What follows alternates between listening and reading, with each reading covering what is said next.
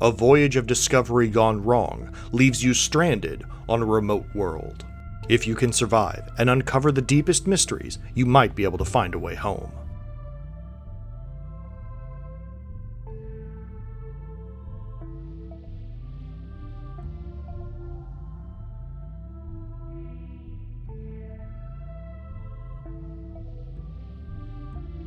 Astroneer is an open-world exploration and crafting game where you play as a space traveler marooned in a strange alien star system. At the start of the game, you'll find yourself on an unknown world next to a small outpost. From there, you can wander around exploring the environment. You don't have any weapons, but you do have a mining tool, which allows you to deform the terrain in order to either make exploration easier or as a means of collecting resources that are buried in the ground.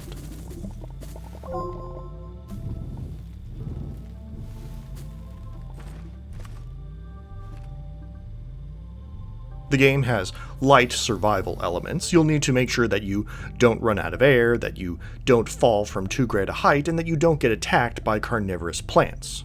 Thankfully, you can use collected materials to manufacture useful tools, such as batteries, oxygen filters, or beacons. As you scout the world, you'll eventually stumble across alien curiosities, which can be turned in to collect research points. These research points can be spent to unlock new discoveries on the tech tree.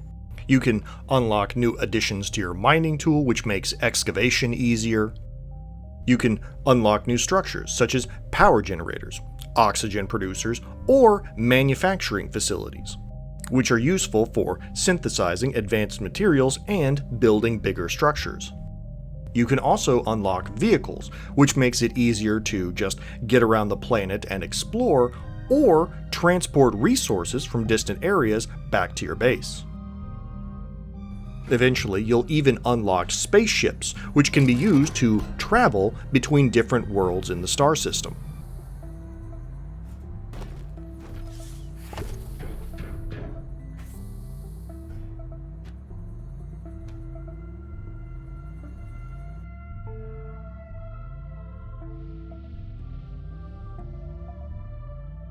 This is necessary because each of the different worlds has different resources, which you'll need to collect in order to fabricate advanced materials. The different worlds also have strange and unusual alien structures, which you'll need to investigate if you ever want to have any hope of escaping once and for all.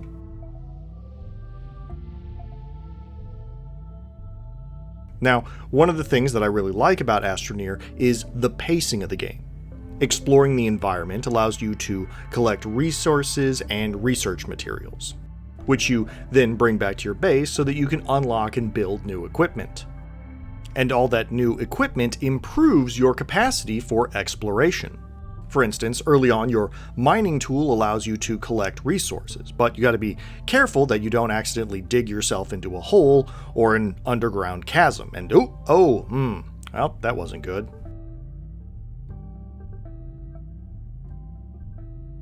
Later on, though, your mining tool gets upgraded to the point where you can deform and even refill the terrain, creating ramps or columns or even bridges.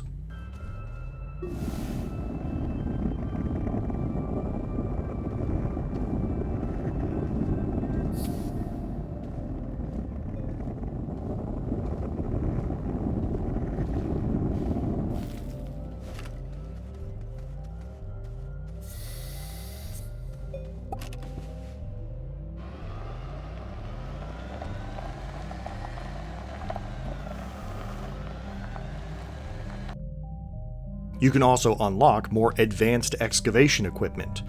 Early on it's just tractors and drills, but later you can unlock dynamite, cranes, and even the Rover, a giant mechanical beast which can tunnel right through the planet's surface. Oh yeah, yeehaw! Canyonero!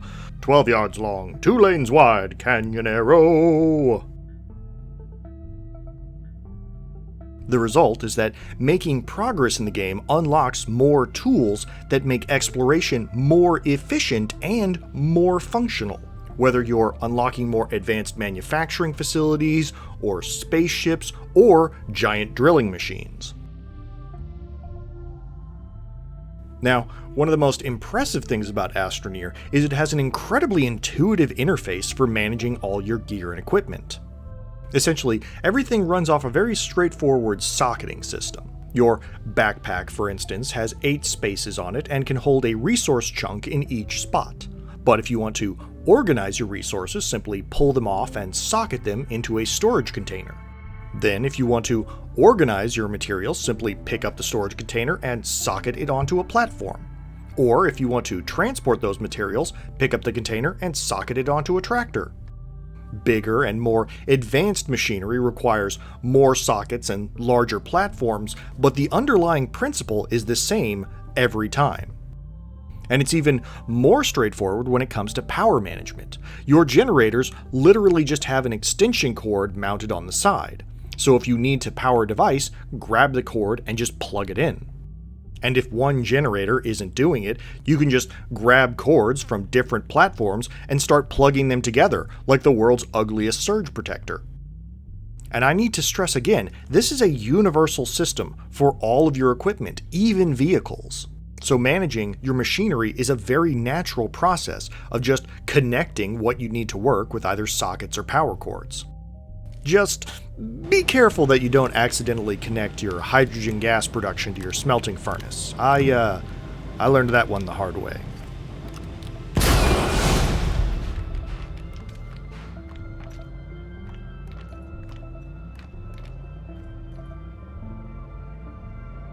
So, what's the good and bad of Astroneer? Well, by this point I hope I've illustrated some of the game's better qualities. The core gameplay loop is really strong. Exploration is your goal, and you get a ton of useful items and equipment to make this happen. Everything from resource extractors to vehicles to jetpacks, right up to earth movers and spaceships. And the complexity of all this is kept very manageable thanks to the miraculously intuitive equipment interface system. The visual presentation is also very good. Each planet in the system has its own unique aesthetics and geography. The game runs very smoothly even when you're tunneling through a mountain or traveling around in interstellar space. And the user interface is incredibly clean. Part of that is the socketing system I mentioned before, which means that almost everything is represented visually on screen. You don't have to worry about submenus or storage compartments. Even the items in your backpack are viewable at all times. Also, it doesn't hurt that the game is playable in co-op, so you can have your friends join you, and there's even co-op specific equipment so that multiple people can ride around on rovers and spaceships.